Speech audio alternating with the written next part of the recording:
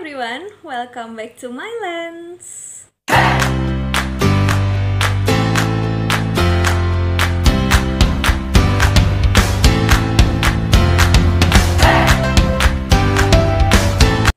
Hari ini aku mau bayar utang lagi, yay! Aku mau nge-review sebuah buku yang udah lama di-request sama Sobat My Lens. Dan buku ini termasuk buku yang menarik teman-teman karena ditulis oleh seorang yang beberapa kali dinominasikan sebagai pemenang Nobel Perdamaian. Meskipun cukup kontroversial karena dia katanya nggak pernah memenangkannya selama hidup.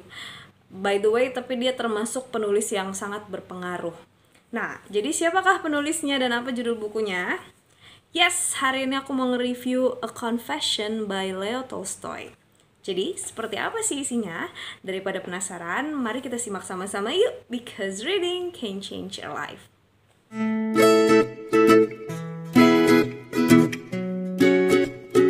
Bagaimana pendapat teman-teman tentang ungkapan ini? Tak ada yang mencegah pengingkaran terhadap hidup dengan cara bunuh diri. Maka bunuhlah dirimu, dan kau tak akan membahasnya. Jika hidup tak menyenangkanmu, bunuhlah dirimu, karena kau hidup, tapi tak bisa memahami makna kehidupan. Maka kau mengakhirinya.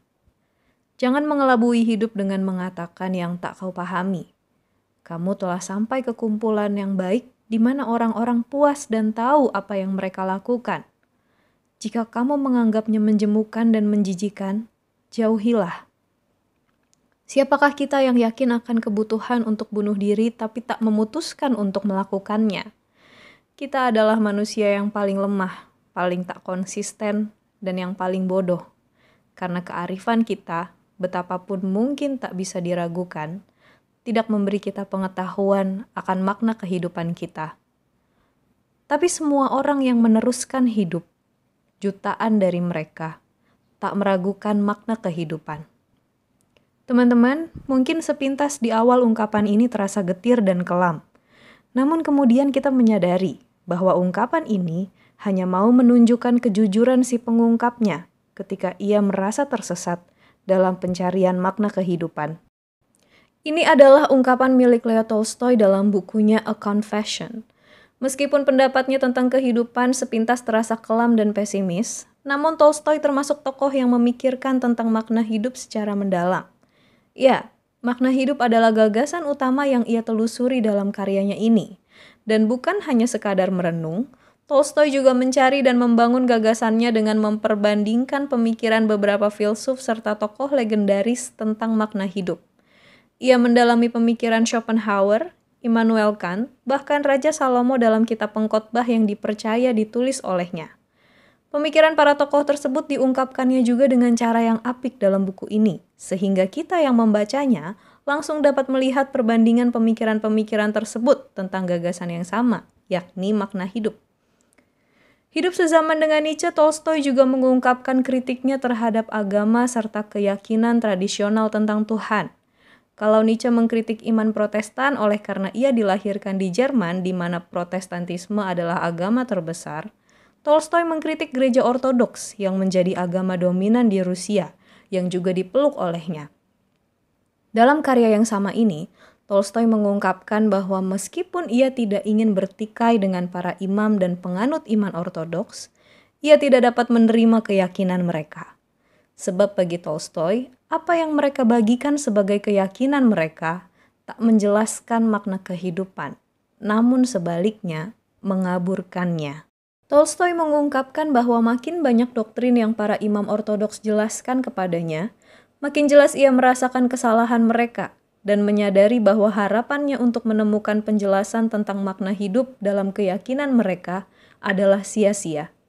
Ia bukan jijik pada doktrin yang mereka jelaskan, yang menurutnya mencampurkan banyak hal yang tak perlu dan tak masuk akal, melainkan pada fakta bahwa hidup orang-orang itu ternyata sama seperti hidupnya. Hanya dengan perbedaan bahwa hidup yang dijalani para imam tak sesuai dengan prinsip yang mereka paparkan dalam ajaran mereka. Tolstoy merasa bahwa mereka menipu diri sendiri dan mereka sama seperti dirinya, tak menemukan makna kehidupan dan hanya menjalaninya sampai waktunya tiba untuk mati.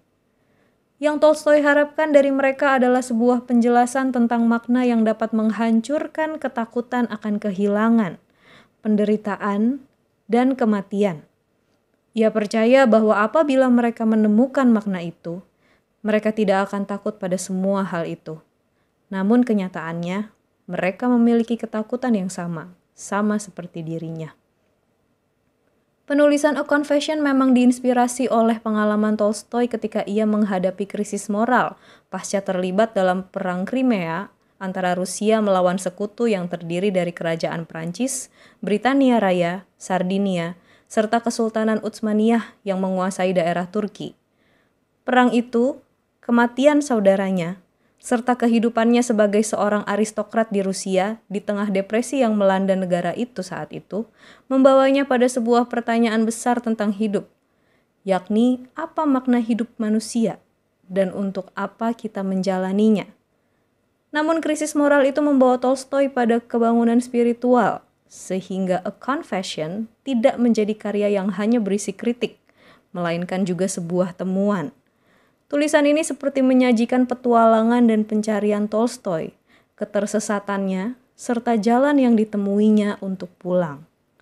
Tidak seperti Nietzsche yang memilih untuk tidak menamai imannya dan pada akhirnya menolak disebut Protestan, tapi menolak juga disebut ateis, Tolstoy justru kembali kepada akar keberimanannya di dalam tradisi gereja ortodoks. Dalam karyanya ini, ia mengungkapkan, "Aku kembali pada kepercayaan kepada Tuhan, pada kesempurnaan moral, dan pada tradisi yang membawa makna kehidupan." Namun, tentu Tolstoy kembali bukan sebagai dirinya yang lama, yang belum mengalami krisis.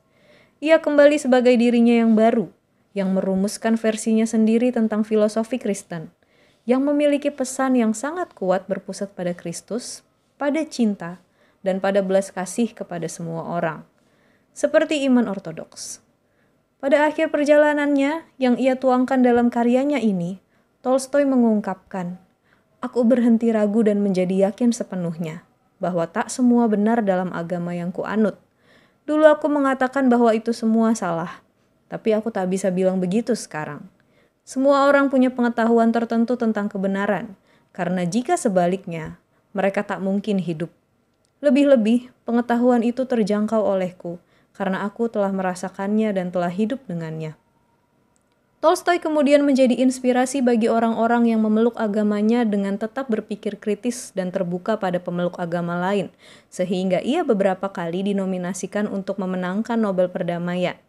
Setelah itu, ia juga menjadi inspirasi bagi kita yang terus mencari makna kehidupan, yang menerima kebenaran dan kebohongan di dalamnya, serta tetap terbuka pada makna-makna baru yang mungkin kita temukan dalam perjalanan. A Confession by Leo Tolstoy, itu dia reviewnya teman-teman. Semoga teman-teman bisa semakin mendalami makna hidup dan kita semua bisa jadi penganut agama yang penuh dengan toleransi terhadap penganut agama lain. Oke, terima kasih buat teman-teman yang udah nyimak, dan aku masih akan terus nge-review buku-buku yang belum sempat aku review tapi udah di-request oleh teman-teman dari zaman dahulu kala. Jadi sabar-sabar ya, nanti pasti akan ada gilirannya aku nge-review buku sesuai dengan request teman-teman. Makasih banyak semuanya, jangan lupa terus baca dan baca buku, because reading can change your life. Bye-bye!